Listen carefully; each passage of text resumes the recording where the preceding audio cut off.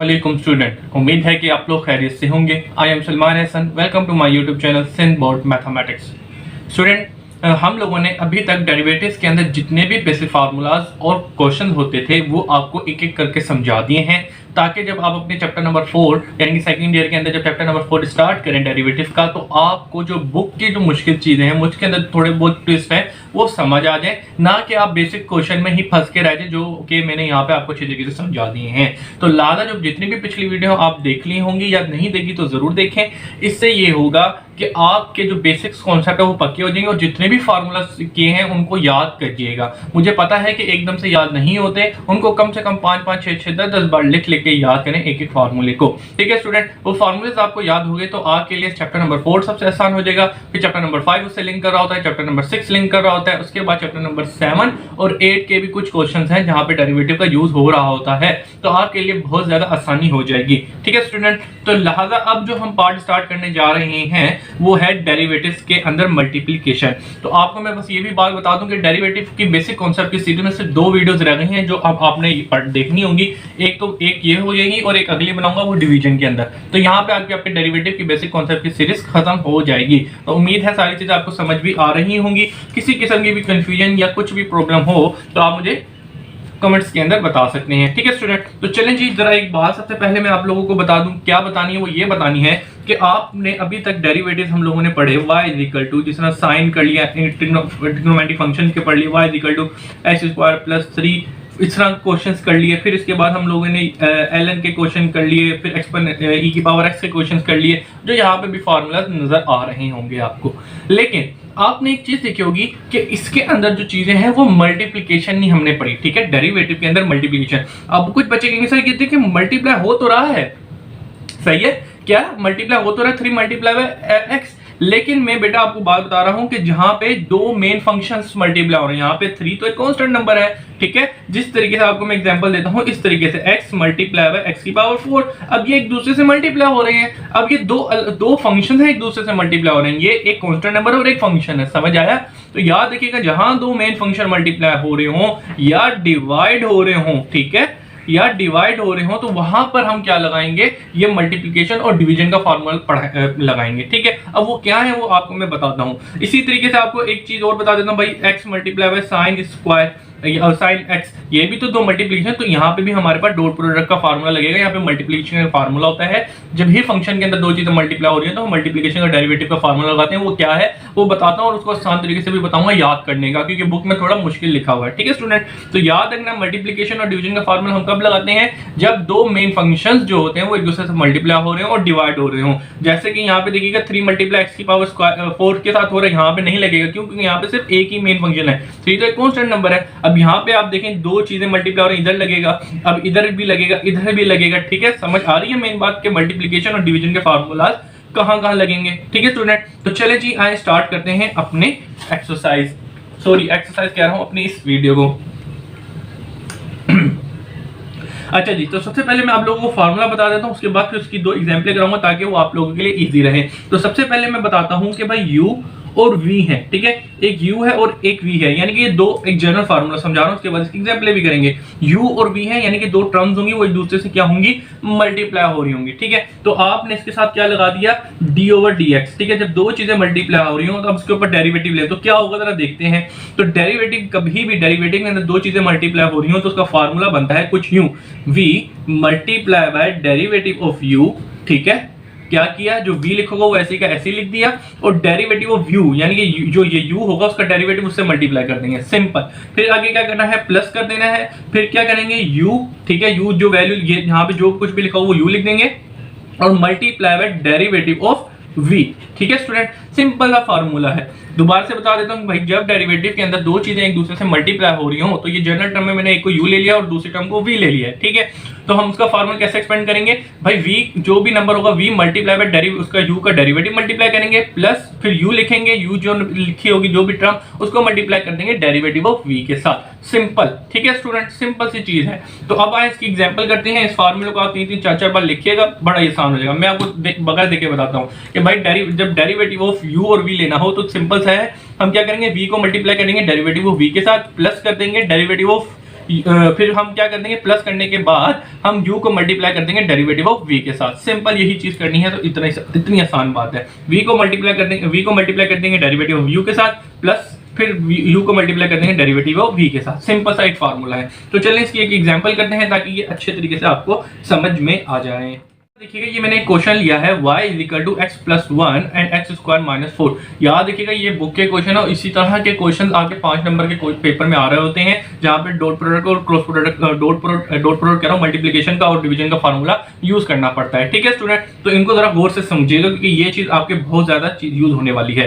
तो अब जरा देखिएगा यहाँ पर हम जब आए तो हमने एक चीज देखी, एक टर्म हमें ये नजर आई, ठीक है, और एक टर्म ये नजर आई, और ये एक दूसरे से क्या हो रहे हैं, मल्टीप्लाई हो रहे हैं। ठीक है स्टूडेंट, तो हम पहले याद रखिएगा अब यहाँ पे क्या हो रही है, मल्टीप्लिकेशन हो, तो हम मल्टीप्लिकेशन का फार्मूला लगाएंगे डेरिवेटिव का, क्योंकि हमने इसके ऊपर डेरिवेटिव लगानी है। तो हमें पता है कि हम पहली टर्म को u कह देंगे और दूसरी टर्म को हम हमेशा v कह देंगे। ठीक है स्टूडेंट, क्या फर्स्ट टर्म को u कहते हैं, दूसरी टर्म को हम v कह देते हैं। अब इसके ऊपर डेरिवेटिव का फार्मूला यूज करना है। कैसा यूज करेंगे, हम सोल्यूशन करते हैं, उसका सोल्यूशन लिखा, भाई जो क्वेश्चन दिया हुआ उस क्वेश्चन को लिखा, x + 1 और मल्टीप्लाई किससे हो रहा है, x² - 4। सिंपल एक क्वेश्चन दिया हुआ है। ठीक है, अब इसके अंदर हमने डेरिवेटिव लेना है, तो आप क्या लिखेंगे, take derivative on both side with respect to x। ठीक है, आपने हमेशा फुल फॉर्म यूज करनी है, अभी मैंने शॉर्ट फॉर्म यूज कर दिया। तो डेरिवेटिव लेफ्ट हैंड साइड पे भी ले लेंगे और राइट हैंड साइड पर भी हम लोग डेरिवेटिव ले लेंगे।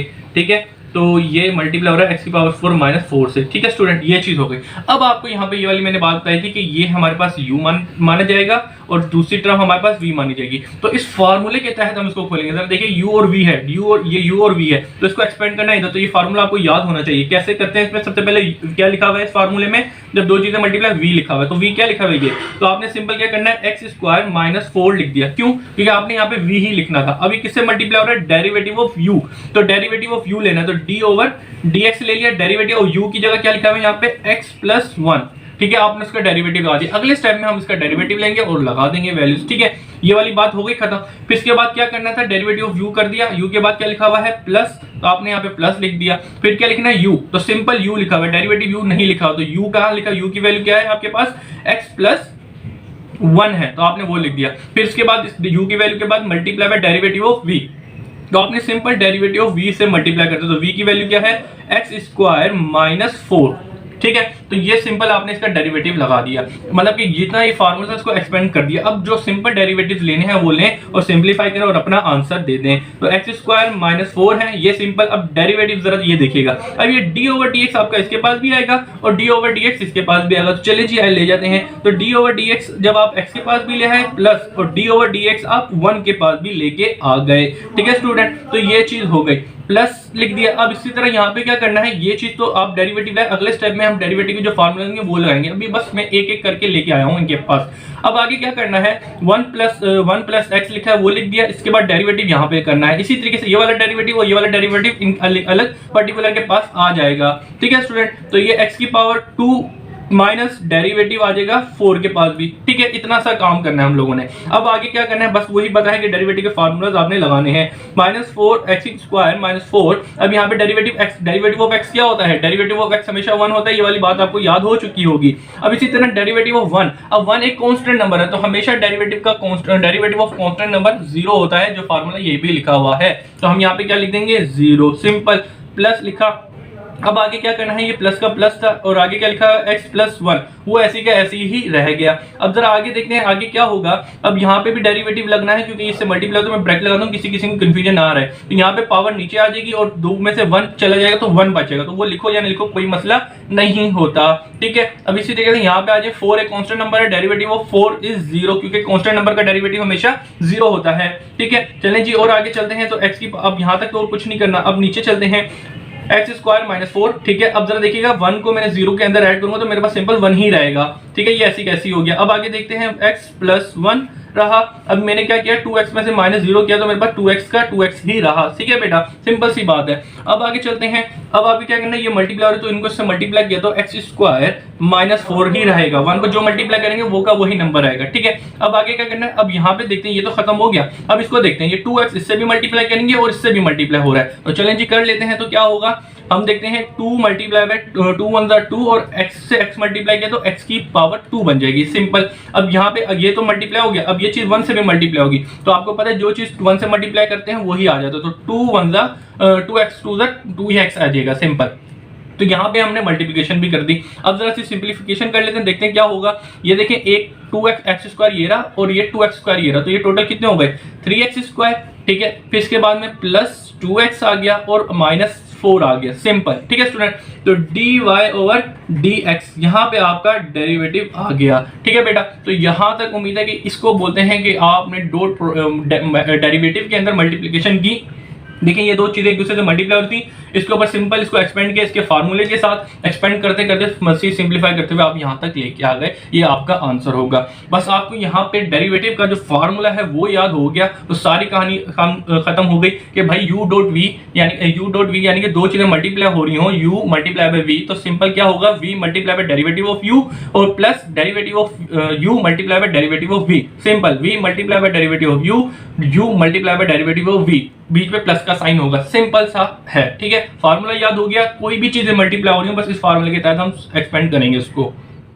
ये एक क्वेश्चन ले लिया। अब ये देखिएगा यहाँ पे भी दो फंक्शन एक दूसरे से मल्टीप्लाई हो रहे हैं, तो इसका मतलब यहाँ पे भी हम ये मल्टीप्लिकेशन का फार्मूला यूज करेंगे। तो चलें जी यहाँ स्टार्ट करते हैं। तो सबसे पहले आप सोल्यूशन लिखेंगे, जो क्वेश्चन लिखा हुआ उसको एक बार आपने दोबारा लिख लिया। अब यहाँ पे आपको डेरिवेटिव लेना है, तो आप यहाँ पे क्या लिखेंगे, टेक डेरिवेटिव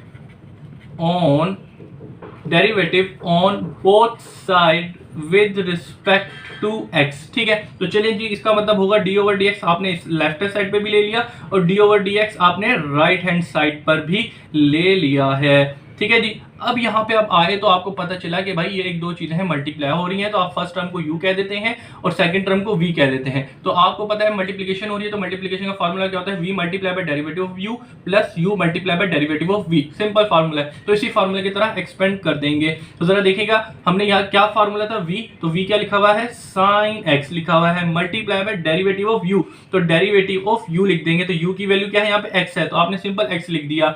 आगे क्या करना, प्लस किया। अब जरा देखिएगा यहाँ प्लस करने के बाद आगे क्या करना था, u, तो u की वैल्यू क्या दी हुई है आपको, x, ठीक है। फिर multiply by derivative of v, तो v की वैल्यू क्या दी हुई है यहाँ पे, साइन दी हुई है, तो आप सिंपल यहाँ पे लिख देंगे साइन x। तो यहाँ तक सिर्फ मैंने एक्सपेंड किया है u मल्टीप्लिकेशन बाय v, जो हमारा फार्मूला था मल्टीप्लिकेशन का। अब इसके सिंपलीफाई का आंसर डेरिवेटिव के वो लगाते हैं फार्मूला और सिंपलीफाई करते हैं मजीद। अब यहाँ पे डेरिवेटिव ऑफ x क्या होता है, डेरिवेटिव ऑफ x हमेशा 1 होता है, ठीक है। प्लस x है, x का x ऐसी कैसी रहेगी, क्योंकि इसके साथ मैंने कुछ भी नहीं करना। अब यहाँ पे क्या लिखा हुआ है, डेरिवेटिव ऑफ साइन, तो डेरिवेटिव ऑफ साइन हमेशा क्या होता है, ये फार्मूला आपको याद किया हुआ है, ये ट्रिग्नोमेट्रिक वो जो हमने पढ़ा था ट्रिग्नोमेट्रिक फंक्शंस में, जो साइन का डेरिवेटिव हमेशा कोस होता है। अगर किसी बच्चे को कंफ्यूजन है तो ये फार्मूलाज की शीट है, तो यहाँ से वो देख सकता है।